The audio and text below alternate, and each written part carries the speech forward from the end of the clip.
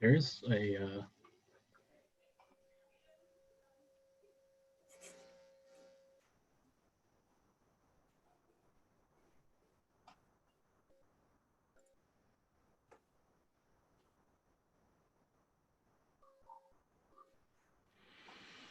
Howdy, everybody. Welcome back to CoinDesk Live, lockdown edition. I'm John Biggs. I'm the I'm the aircraft controller here, and I'm here with Zach and Nick and Mags, and they're going to be talking a little bit about QuadrigaCX. I'm going to hide, and they're going to get started. So welcome to the show, and enjoy. Hey folks, I'm Zach Seward. I'm a managing editor here at CoinDesk. We're going to be talking Quadriga today, which is always fun. So welcome to the folks who are joining us in Zoom and other platforms as well. This is fantastic. Best way to submit questions over the course of the event is in the chat app here in the Zoom, so please do so. Yeah, this is sort of a test run for what we're doing later next month, actually, with Consensus Distributed, which is our first virtual version of the big tent crypto event that we hold every year. Mags will be joining us in May, which is fantastic. We're very much looking forward to it, but we want to introduce our attendees to our speakers, and this is how we're doing it. So I'm joined by the fantastic Nick Day, who's been owning this story from day one.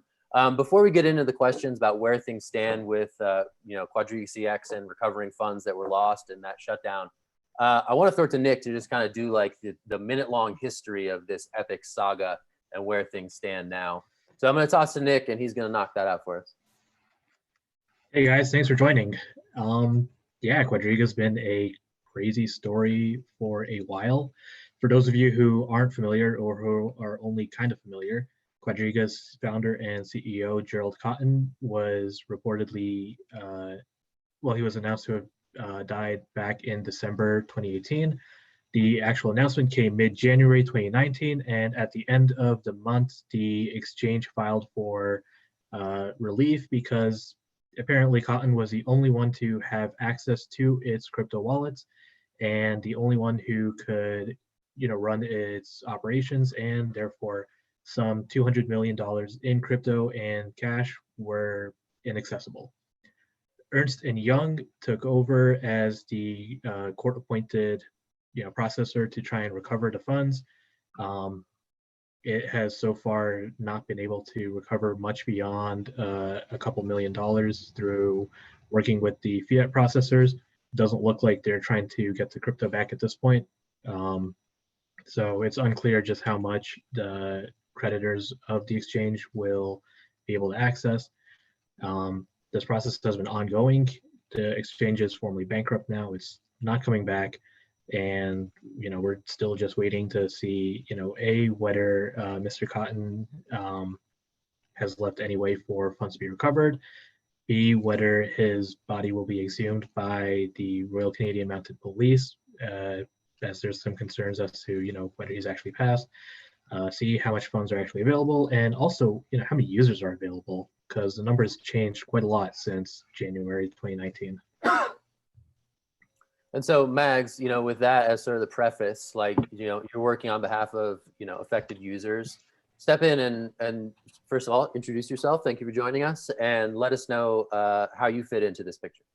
Sure. A quick little intro. So before I went down the crypto rabbit hole, I spent 10 years in government developing multi-million-dollar public sector initiatives to really help businesses, startups scale up, and really how do we disseminate technology throughout the economy.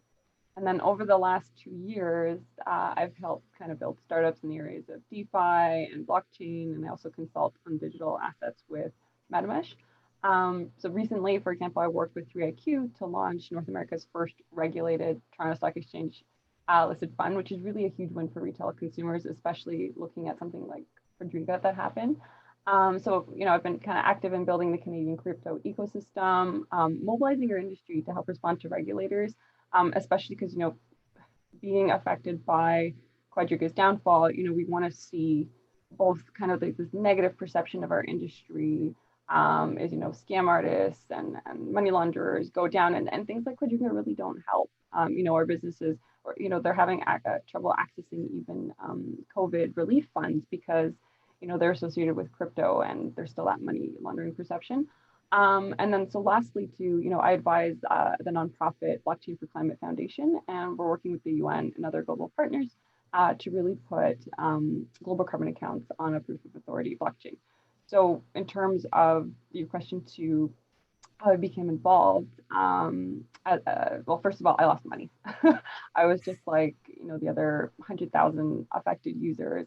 And when that exchange went down, understandably, everybody sought out lawyers because there were some people that lost, their whole life savings. They lost several million, hundreds of thousands, and there were smaller creditors too. And regardless of what, it sucks to lose your crypto because, you're trying to be part of the future. Maybe you see it as a way to opt out of the fiat system, but then it's gone. And it's really tough when that happens, regardless. And I know, many exchanges went down in the past. It still sucks when it happens to you.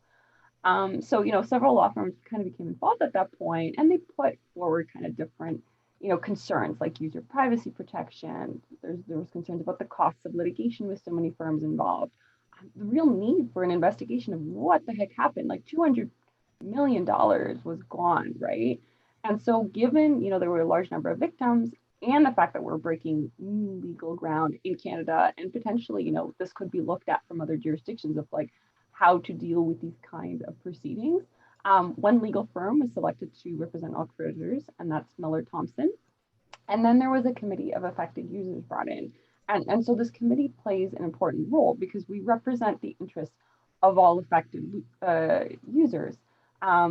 We provide, we advise the actions of Miller Thomson, and we're also there to advocate for everyone impacted in a more efficient way than, every single user dealing with Miller Thomson or EY.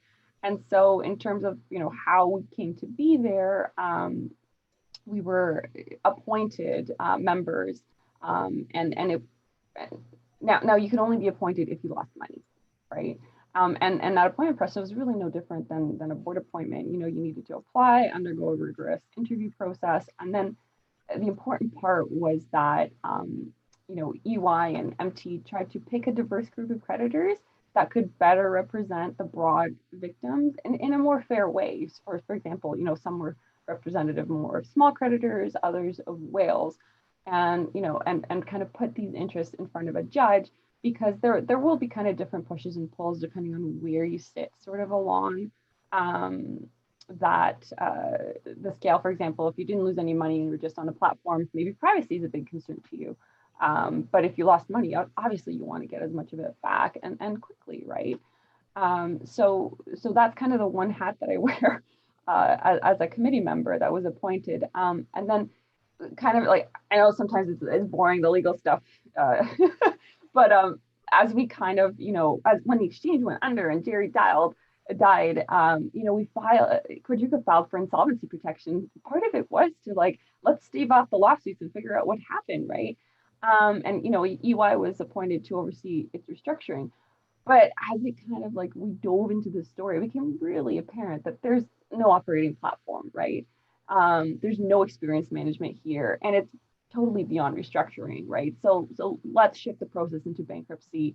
This had a benefit of lowering some legal costs, and it really gave EY greater powers to investigate the potential recovery of assets. And so under that Bankruptcy Act, inspectors are appointed to also represent creditors, but more so supervise certain aspects of the trustee's administration and direct actions. For example, provide direction around asset liquidation. We don't want to do a fire sale, for example. So 5 of those 7 committee members wear the second hat, but we work together. So there's 2 additional ones that don't based on kind of legislation, but we're still all there, and we talk to kind of make sure that the best interests are represented in a way that's fair. So let me back up a second. And you can tell me to pound sand on this one, but do you represent the whale? Personally speaking, do you represent the whale camp or like the plebe camp? Like where? No, like how would you? Where are you? I'm a pleb. I lost I think kind of like $2,000 worth. So it's not a lot, but honestly, it sucked. It's like, you're trying to stack sats and you're like, crap, I lost a little bit of Bitcoin, and that sucks, right? Yeah. It sucks to be Yeah. the meme too, when you're like, not your keys, not your coins, like that. When you're like, you just I get knew dunked on. better. And the worst terrible. part was like 2 or 3 weeks before. It was there's that event that happens annually where it's like like take your key, like control your keys, take all your crypto off the exchange, and you're like, oh, I'm really busy, I can't remember what I was doing. I'm like, I don't have time, I know I should do this, but then it's like, oh my god, I was so dumb. Right? Yeah. So I think it's just like, it's fascinating. This is like a story that captivated broader interest than just the crypto sector, right? Like this became a Vanity Fair profile. Like the splashy excesses of Mr. Cotton were sort of laid bare. Talk to me about some of just like the more colorful aspects of this case, if you could. I mean, we're talking about just lavish purchases on everything from like over a dozen properties. I think there was a personal jet involved. I believe there were multiple boats. So just like lend some color to what we're talking about here when we're talking about the assets that are in the process of being recovered and returned to affected users. What are some of the assets that are currently like under discussion? Yeah, so I think the more that EY dug into the story, it really started to unravel like what was really happening behind the scenes. And honestly, like it's a little bit it's wild. It's like like Netflix couldn't provide the same kind of, or it would like be on Netflix, kind of similar to the Tiger King piece where you're like, oh, okay, he died, is what you're initially thinking, and then like, oh, he lost access to private keys, and then you're like, whoa, back up. He took user funds, sent it to other exchanges, was margin trading, experienced huge losses. And then we also find out that money was kind of funneled from Quadriga. And it was used to purchase homes. There were a number of properties, I think around 10 to 12 properties that were purchased. There was a plane. There was a boat, a few cars, and I mean, other things like, he went on lavish trips. He, bought jewelry for his fiance, then wife. And, as you're kind of going through the story, you're like, there's some users that lost a lot, right? And they're like, what? Like he betrayed our trust, and he was living this high life. And and now there's all these assets, and then that asset was bequeathed to the estate. And I think people really took to the fact that like even there were a pair of chihuahuas that had 100,000 that was put into the estate to kind of take care of them, and we're like, what's going on here? About 200 million Canadian, I was speaking Canadian money, maple syrup dollars. So $200 million was lost, and only about 40 million was recovered. So about 30 million in cash. Kind of, we got lucky there because the banks actually, there was a whole scuffle with CIBC around kind of who does this money belong to. So it was kind of locked up in a legal court case. So I think that actually helped us. So there was that money, and then there was a bit more recovered, and then there was about 10 to 12 million in the estate. It kind of really depends on how much we get back when we finish liquidating those assets. So it's 40 million out of 215-ish. It's not a lot, right? And so it really begs the question, like, what really happened there, and how can we, follow the trail and kind of unravel that? Does that answer your question? Yeah, absolutely. I mean, I mean, yeah, for sure. It definitely answers the question of just the extent to which this alleged scheme occurred. Yeah, I mean, it's crazy. It's like in 2017, at the peak of kind of, Bitcoin was, was high. Quadriga processed nearly $2 billion in trades. That's what it says. But we also find out that there was a lot of trading, under, false accounts, fake accounts, that was generated. So to some degree, was that really real volume? Because they were trading against users, and in other respects too, it was Canada's largest exchange. It had run about five years before it went down, and people love generally Canadians. We have a good reputation. So when they see that, oh, Quadriga, Canadian company based out of Vancouver, and oh, look at that, they have a money service, they're registered with FinTrack, the regulator, as a money service business, like that really makes you feel better about putting your money there. And to the point where like you were kind of recommending to other users, like, which exchange do I use? Oh, you can try out Quadriga, you can get your money on pretty quickly. They're an MSP, money service business. And, you can verify your identity. You can submit funds through Canada Post. Like, it added credibility, which was really unfortunate because I think it kind of exacerbated those losses. Yeah, I mean, we're getting some good questions from the chat. So first of all, thanks for the folks tuning in on Zoom, Periscope, and YouTube. Thanks for some of these questions. Here's a fun one actually from a colleague of mine. Would you rather be a Mt. Gox creditor or a Quadriga creditor? I think that's actually kind of a fun one to get this conversation started as we get into some of the legal nitty gritty. But if you had to take a pick there, what are you going with? It's kind of funny because I think I'd rather in some ways be a Mt. Gox creditor, even though it's taken like 6 years still and counting. And the reason is they have a huge stash of Bitcoin, right? And it's looking like the users are pushing to actually distribute the Bitcoin back to the users. Unlike kind of this scenario where we have more cash, naturally, like obviously way more was lost percentage-wise on Mt. Gox. But if you kind of look at the fiat value of what you lost then, you're still ahead. Like if you had Bitcoin on the exchange, you're at least double. It's hard to say because prices change, but you're at least double. And if you get back your Bitcoin, Here you're unfortunately a situation where, you have the majority of the funds that were recovered is fiat. So yeah. Well, like talking about that. So does that remain a major sticking point, right? Like, being returned your crypto assets in fiat that may have depreciated, or I mean, you lose the appreciation of your crypto assets, of course, but like, does that continue to be a sticking point for affected users? I think 100%. I know there's a lot of users. So let's say, I had Bitcoin and another user had Ethereum, and a little bit more Ethereum, I believe, was recovered value-wise in Bitcoin. Again, depends on now it's hard to say because the prices have changed so much.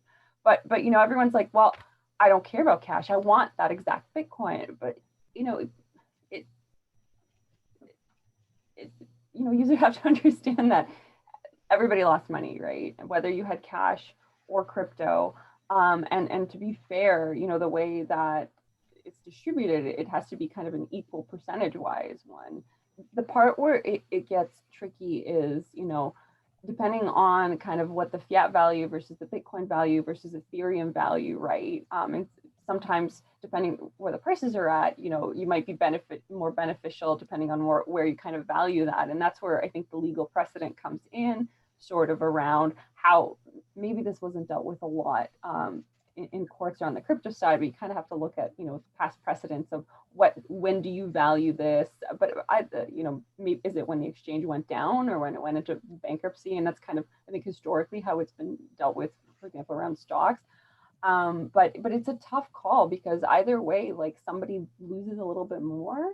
And the part where, we ended up with fiat, but Bitcoin went up significantly higher. Ethereum's gone down quite a bit, but Bitcoin really is still above at the value of when the exchange went down. And so you're all the time you're like, man, if I had just had my Bitcoin, I'd be up, right?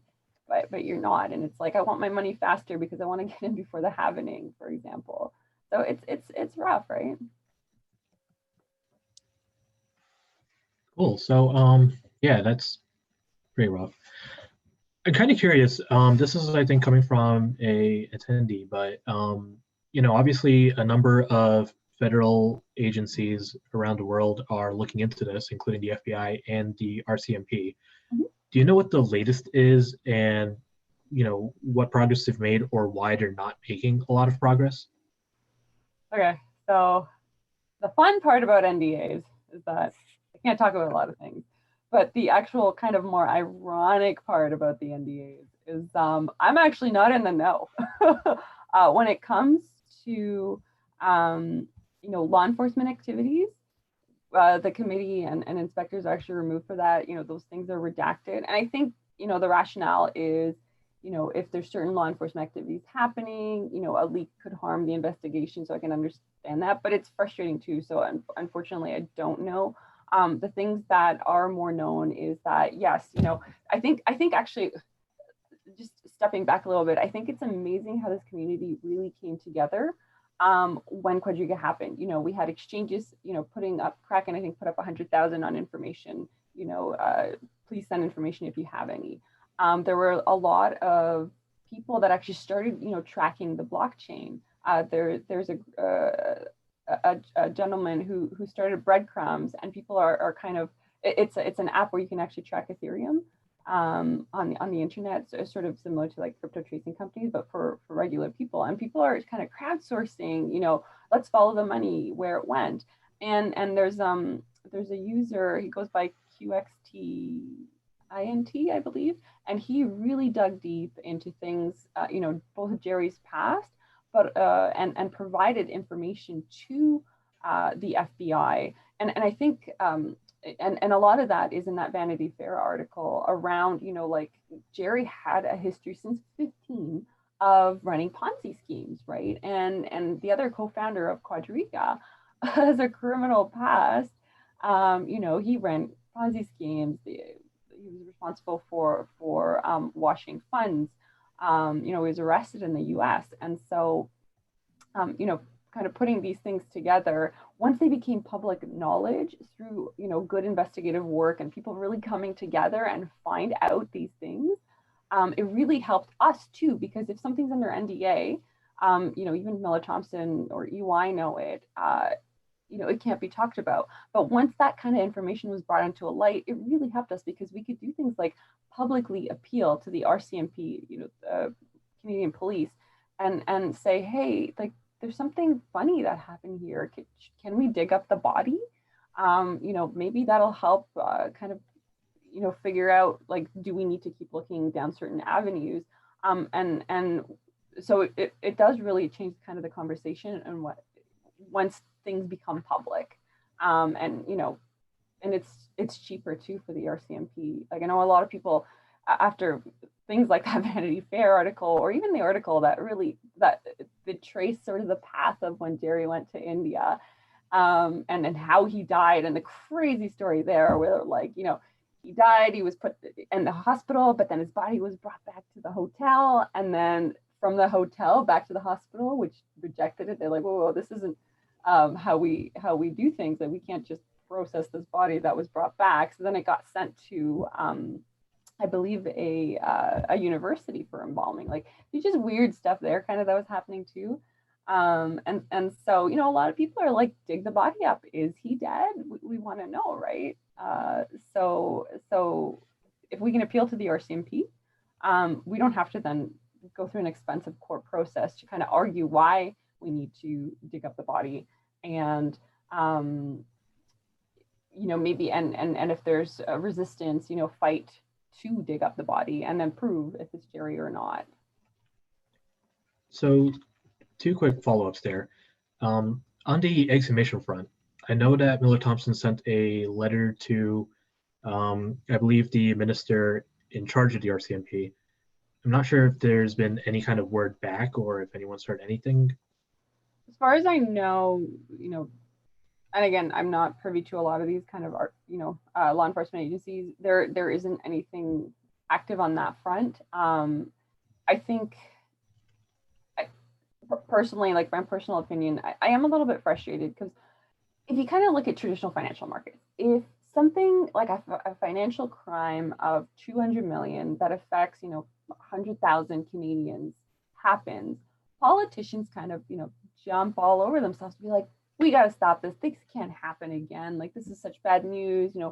Old ladies lost their pensions. Like, we have to put a stop to this. But there was really, I think because crypto had this bad news stories, bad press, governments tend to kind of favor more like, ooh, enterprise blockchain, amazing, IBM, Hyperledger, and there's a lot of questions that still get raised around, is crypto used by money launderers?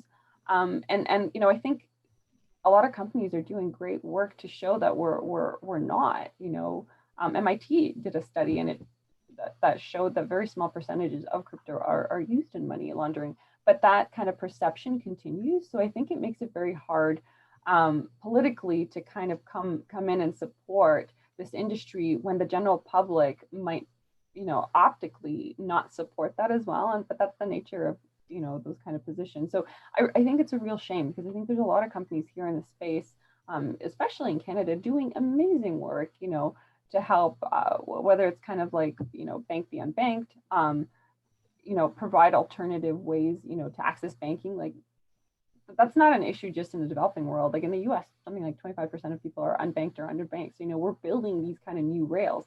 We have crypto companies that are not able to get access to banking. They're getting their loans turned down because, it flags that crypto flag. So I think, as an industry, we're moving further. And I think Quadriga has helped in that, it really came into play where our industries come together and says, hey, you know what, we have to do better. Let's do things like proof of reserves. Some of the Canadian exchanges are doing proof of reserves reports. I think that's fantastic, to show transparency. We have non-custodial exchanges where you own your own keys. So, I think we're really trying to regulate, to work within a regulated environment. We have, a new fintech committee launching in Canada to try to help inform regulators and work with regulators to put in regulations that make sense, but they'll still make, this industry competitive in Canada. I used to work on cap and trade for a long time, and it's the kind of same scenario where, if you don't have regulatory certainty, you don't have the incentive to do business in Canada, because you're worried, are they going to shut me down? Like, can I still get banking? And, a lot of people are kind of working on these issues, like Avanti launching in the US, but there's still these uncertainties. So maybe it makes sense to go to move to another jurisdiction that's more favorable. So I think it's important that we continue to work and try to do better. And Quadriga kind of, helped kind of accelerate that. Have you guys been finding, like making any headway or finding any advocates in the political realm in Canada that have sort of taken up some of these questions? Or is that just so far off the radar at this point that you're not even trying?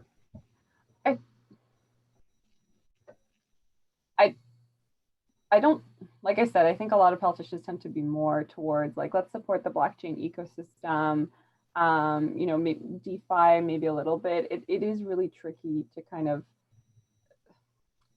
it's like I said, it's not great PR. And even aside from that, I think there's still a lot of education that needs to happen about what, digital currencies are. I think it's actually progressed significantly ever since Libra was proposed last year. I mean, look at the kind of conversations that happened after Libra was announced, right? The kind of discussions around central bank digital currencies. Now they're looking at potentially, or they contemplated launching a digital dollar to help with COVID relief. Like, I feel like we've really progressed in this short time, but there's still, even looking at, your Senate questions, there's still a lot of, maybe either misunderstandings or a lot of work that needs to happen to kind of understand that, there's really good things that we're trying to do and build that can solve existing problems or make things more efficient. I know it's not like a perfect solution, but I think people are really excited to try to build that future that's a little bit better, that's a little more inclusive financially,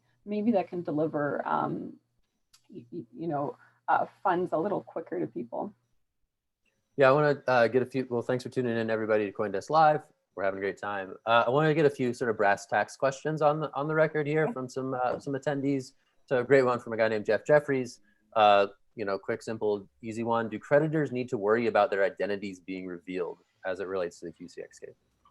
Yeah, so that's an interesting one. So just to kind of provide a little bit of context, the CRA, so Canada Revenue Agency, like the IRS, is auditing Quadriga, and it served EY a production demand requiring that EY as the trustee provide all company data.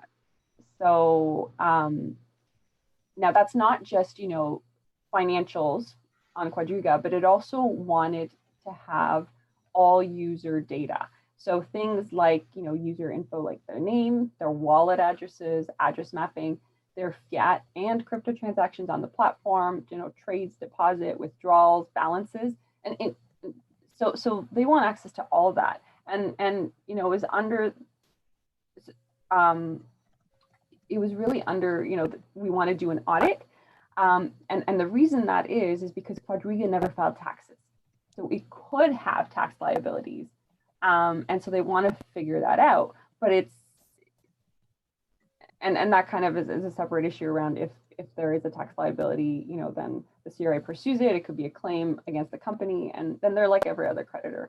But the kind of crazy stuff is that, EY's reports, EY, big four firm, they do a lot of auditing and tax stuff, is, it kind of really shows that it's near impossible to calculate the tax owed by Quadriga. Like, there's no books, there's no records, there's no tax filings, and, investigations found that there was massive fraud and fake users and fake trading. And so I guess it makes sense that they would want to have as much data as possible. But I think personally, I'm a concern. I have a concern about that because so protecting user privacy was really at the heart of the case of these proceedings. It's cited in numerous legal documents at the start of it, in various affidavits, and it's actually one of the top things that MT was appointed by the judge Miller Thompson to think about. And so this broad request, some people might view it as a fishing expedition, and I think it was really concerning for me twofold. Quadriga,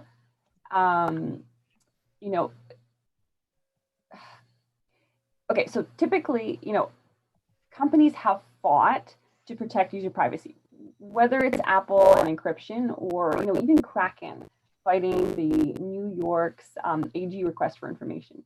But we don't have a company here that's advocating for users, right? And then kind of my other concern was like, you have a history, the CRA has a history of failing to protect user privacy.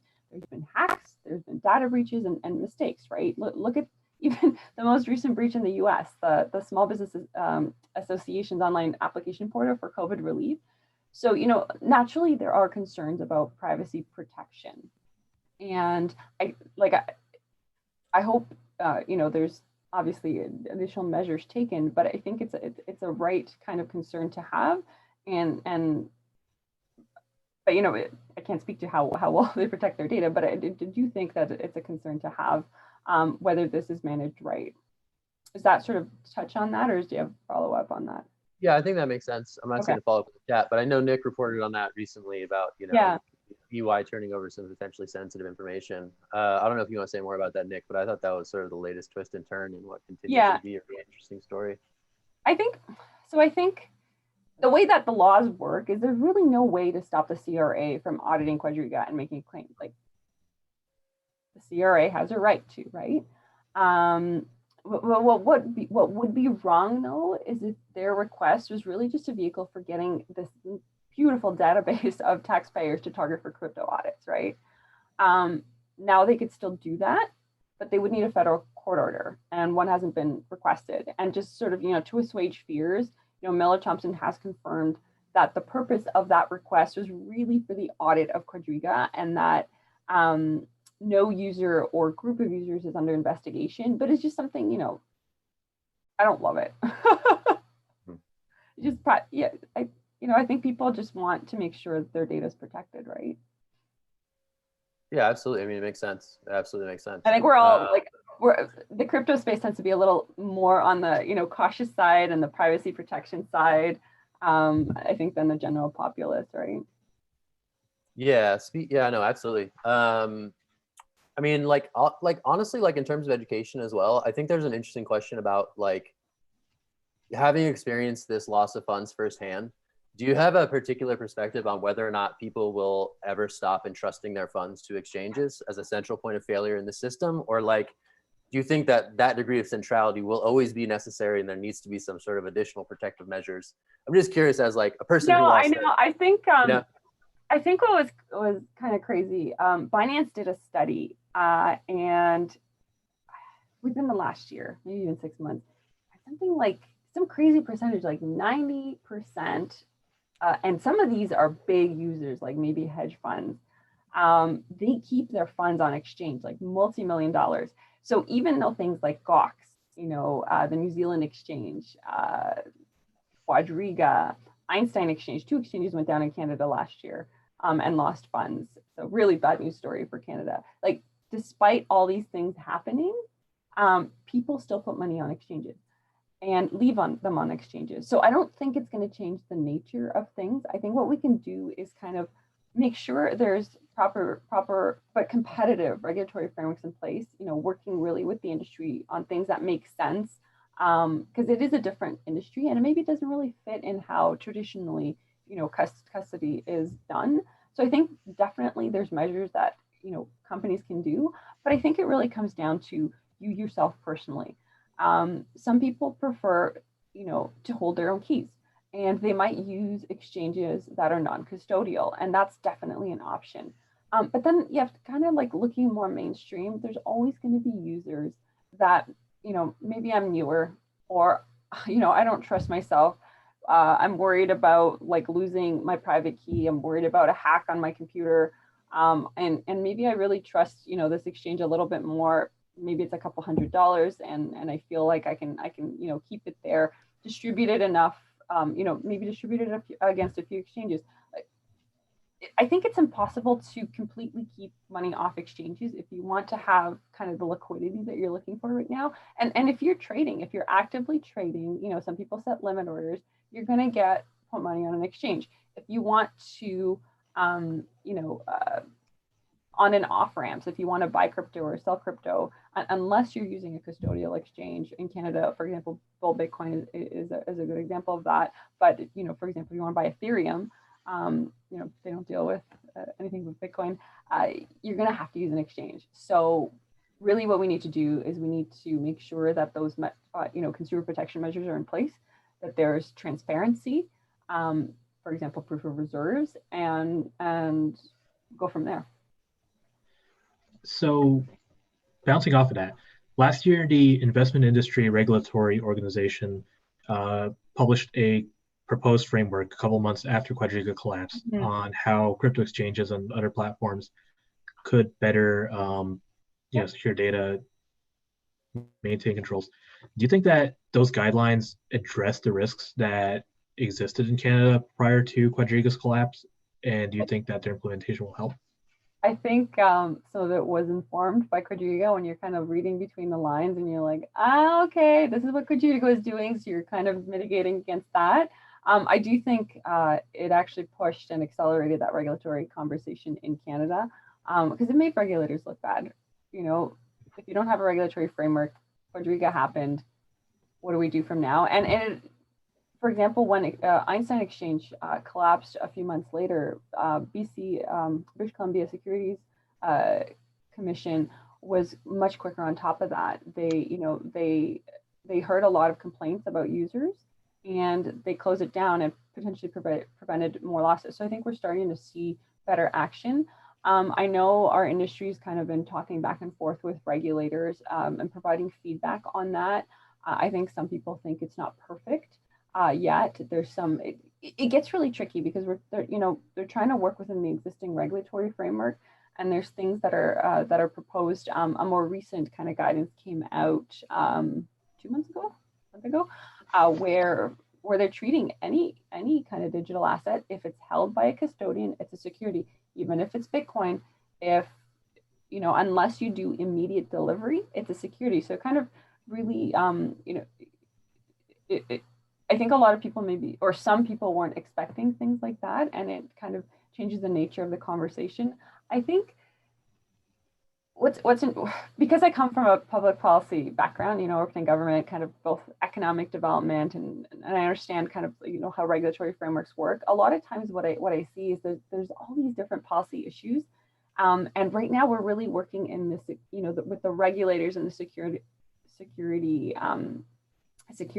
commissions. We're a little different than the US, because the US has the SEC, but we have a security commission for every province, so like it's statewide done for the securities part. But I think there's other parts that come into play, like privacy, like consumer protection, and things like even just, supporting our businesses, working with them to kind of build this new, better system. And so I think you need to bring those policy discussions to a higher level where you integrate all these things. And so, the securities regulators, how they work is they work within the existing regulatory framework. And the regulatory framework is a securities one. So they try to slot things like consumer protection and market integrity under those rules and play within those rules. But I think what I've seen in jurisdictions like Bermuda, where they can move a little bit quicker, but other countries are doing that too. They're coming out federally, with rules around, hey, get companies access to banking, so mandate certain things that allow them to, and that can really help kind of grow the industry. Or things around custody, specific rules around custody for crypto. I think those things are those types of regs are really beneficial. And you're not delayed by things like, multiple, working across multiple jurisdictions to come up with a fairly consistent plan. Because, you're kind of, there's even jurisdictional arbitrage that happens within Canada.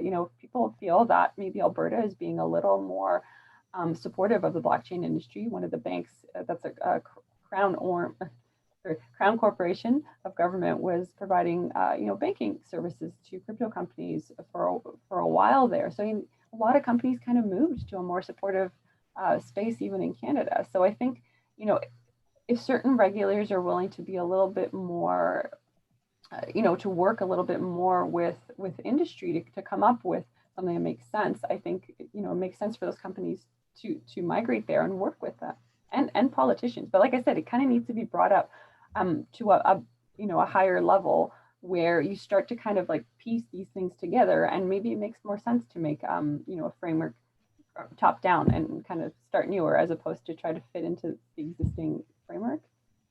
A topic for another day. What is up with the Great Plains states and the Great Plains provinces? We got Alberta, we got Wyoming, like out there, they're just doing this thing. We can tackle that offline. Yeah, I know. But hey, I have a question. Nice one from the audience. Thanks for tuning in, everybody. I thought this was a funny one, and maybe actually relevant and important. Okay. And this is something that I've been encouraging. Full disclosure, I've been encouraging Nick to take up this project of getting the screenplay done for this one, like ASAP. So anyway, the question from Jeff Jeffries is, will the bankruptcy estate benefit from any future movie or book rights? For example, like if a project were to emerge, like is that a realistic possibility that we could see going forward? I don't think there's been any kind of conversations around that. I mean, I could float it, but honestly, I think what people say, like, why is EY and Miller Thompson spending victims' funds to negotiate a deal that might or might not lead to rights? So there's always, I think what we have to kind of step back and see, like, it's creditor funds. This isn't, a company that lost money that was like, investors that were, invested in. It's really funds that were held on behalf or in trust of users. And so we have to be really conscious of the fact, that any kind of decision we make, it's victims' money that we're depleting. So we have to make decisions that benefit, right? So we can't be frivolous. Yeah, you mentioned there's that big gap between the 200 million Canadian and what's been recovered so far. So I guess it is an interesting question. Like, the prospect of, retrieving all those funds remains very difficult. So something to consider, I guess. Nick, I know you had a question. I'll let you toss that in. Yeah, so I wanted to just take some time, talk about the NDAs from Miller Thompson. So I know you can't speak to too much around that, but I'm curious, just broadly, if you can speak to what areas they cover or, what the restrictions look like. I mean, the long and short of it, it really says anything that's not public knowledge can't be revealed. And so, I'm not allowed to disclose confidential information that maybe Miller Thompson or EY brings. And if anyone does on the committee, they may be removed from the role. And like I said before, it makes sense if there's things like, law enforcement activities that could leak and harm the investigation. But like that, it's not public. I can't talk about it. I'm sorry. Right. And I know people are so frustrated about that. Right. Well, I mean, so I remember recently the Miller Thompson and EY filed a couple costs for responding to law enforcement activities. And earlier you said that you are not privy to what some of those Yeah. costs were. So my question is basically, is EY essentially, or EY and Miller Thompson essentially asking you to sign off on costs without knowing the full extent to what they are? Yeah. So personally, I've taken the stance that if I don't have transparency into those specific ones, I cannot, approve them, and I defer to the judge who will see all the details on it. I do personally find it a little bit frustrating that we don't have the insight. As an inspector, you're supposed to, inspect the activities of the trustee. But again, but those costs will all be reviewed by the judge and to see if they're reasonable. I think I can understand where a lot of people's frustration comes from, but I think one thing that sometimes that we have to keep in mind is that EY was appointed by the judge, and it was brought. It wasn't like picked by us or by users. It was the company, when it was going into, initially it was an insolvency, picked EY, put them forward, and then it was they were appointed. So they were appointed to do a job, and they're doing that job, administration, and I'm not going to stand up for them. They're professionals, but they're doing what they're doing. So I think when it comes to things like costs, certainly I have certain kind of frustrations, for sure. Okay, for example, one thing I've learned that's been really frustrating about our insolvency system, right, is that it hasn't really adopted technology as fast as other industries. And I think it's particularly frustrating working in the crypto space, where we're seeing all these rapid advancements around digital assets and DeFi space, right? So this insolvency system has kind of parallels to the broader financial system that we're trying to disrupt. But it was designed at this time where technology wasn't there. And now creditors are suffering kind of those additional costs because it hasn't caught up. So for example, when they're administering the bankruptcy, we're not seeing tech deployed to make things efficient. It's just, manual labor being used. So when we know that, tech could probably yield better efficiencies, but it's just kind of, it's the nature of how that industry works, and it's kind of working within the legacy industry as well. So it's another area ripe for destruction, and it kind of, in cases like this, it really hits home how much work we have to do around, whether it's the financial system and payments, or just even things like, dealing with insolvencies. Like tech can help for sure. Hey Mags, like speaking of timelines and all that stuff, like what are the next big steps? Like, Okay. What are we looking for? Like give us a little signpost on the journey of Quadriga and where we're going forward. Sure. Okay. So there's a few things that still need to happen before a distribution happens. So first, the trustee needs to file a tax return, and that's just the nature of the bankruptcy process. It has to file a tax return. Because the CRA has jumped in, thrown its hat into the ring, they now need to finish their audit of Quadriga. And then, but then also, people have submitted claims, and the trustee needs to finish evaluating all these claims. And that really has been a time-intensive process, especially, because some victims, for example, the balances were on the platform deferred on those accounts. So there's kind of like additional things that need to be done there. But there were thousands of claims, and that takes a while to process through. And they are nearing the end of it, but it's just like I was kind of saying before, the tech hasn't caught up. It was unfortunately a manually intensive process, right? And so those things, tax return, CRA claim, finish evaluating claims, those things need to happen before it comes through. And so I kind of, hope that answers that question. So I guess I was just wondering if there was like a month or a date or something that would, I know give us a nice put on the calendar for a big crazy day in QCX. Yeah, no, I know it's not the answer people want. So I hope kind of like, laying out, explain, kind of helps explain why it's hard to pin an exact date. Because these things need to happen, and I don't know how long the CRA needs to kind of like even if the trustee needs to file a return, they need to kind of align with that. And then after this, by the way, after the trustee files a tax return, according to the laws, you have to wait 3 months before a distribution can happen. And so, assuming everything goes tickety-boo, we get all these things done. Hopefully there's nothing like crazy that comes along or weird or complications. Okay, for example, if let's say we disallow certain claims for whatever reason or another, maybe there's legal issues that come up. And so, long and short of it, I don't expect anytime soon. What we are trying to do is make sure it doesn't take an unreasonably long period of time. On our end, we're trying to avoid delays. For example, in the last month, we voted as a committee not to fight the production demand of all user data and to kind of facilitate the audit process to happen. And that was because it could have delayed things further, right? So we're kind of putting the pieces into place, and those third parties need to do their job to get it done. It's just, I mean, look at Mount Gox. I don't think we're in the Mount Gox situation. It's been 6 years, but things come up. And so hopefully, we're kind of nearing the end of it. And there's ways to kind of mitigate around that, right? What you can do is if you think, you can set money aside and do an initial distribution as kind of like as a contingency. So let's say, we're like, oh, maybe the CRA, if they file a claim, that's still unclear. But if they file a claim, you can always set some money aside.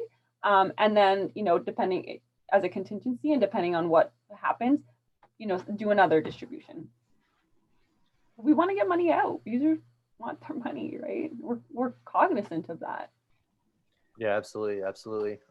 Nick, what are you looking at in this story going forward? I mean, you've been on this one for the long haul. Like, what's a more informed perspective than mine looking at when we're talking about what's next? I mean, I guess the big question is just what exactly does EY need left? Is it just already just looking at claims now, or is there still more to come from the Quadriga side of it? Do you know? So like I said, so they're working through claims. So I think even like at the bills, that's kind of winding down. There's sorry, the liquidation of assets. So is another item that kind of needs to happen. That's nearly complete too. So there were homes, a boat, a plane. So in order to get to distribution, you need to get to cash, not like a house. So that's another thing that needs to happen.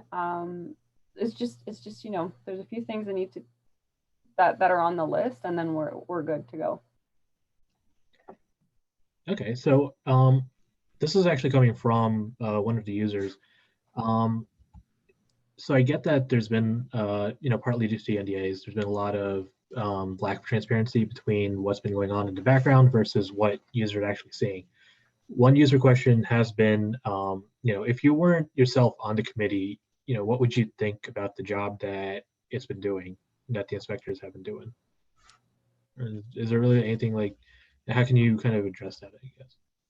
I think it's a little different because I've worked in government for 10 years, and it's very similar. Like, you only see the final act of what's publicly announced. You don't see all the work that kind of happens in the background. And because there is a lot of things that we can't talk about, things we review, things we contemplate, I can completely understand why it's frustrating now that I'm out into the, in the public sector and seeing like, oh, why are things moving so slowly? Where are the regulations?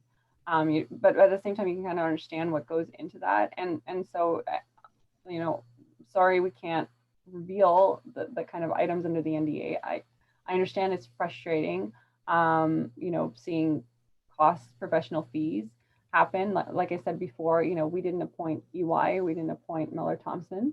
We have done a lot of work, for example, with Miller Thompson to make sure we come up with ways to minimize costs.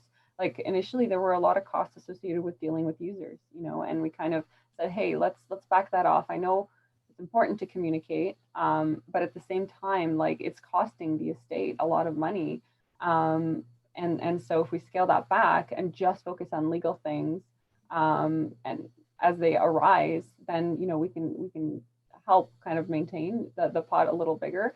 I mean, just look at Mt. Gox too. It's not, or even was it Cryptopia, the New Zealand exchange? Like there isn't a ton of news coming out. It's just the nature of things. But I think it becomes a little more real when you lost money and you're like, crap, the halving's coming. What's going on with Bitcoin? Oh, I wish I had my Bitcoin, or I wish I had some funds to buy back in. Right? Where is this? Why aren't I getting distributed? So I think you kind of forget that like our legal system takes a long time. Like the Nortel bankruptcy took years to, if it's kind of like a class action lawsuit in some ways. There's a lot of people involved.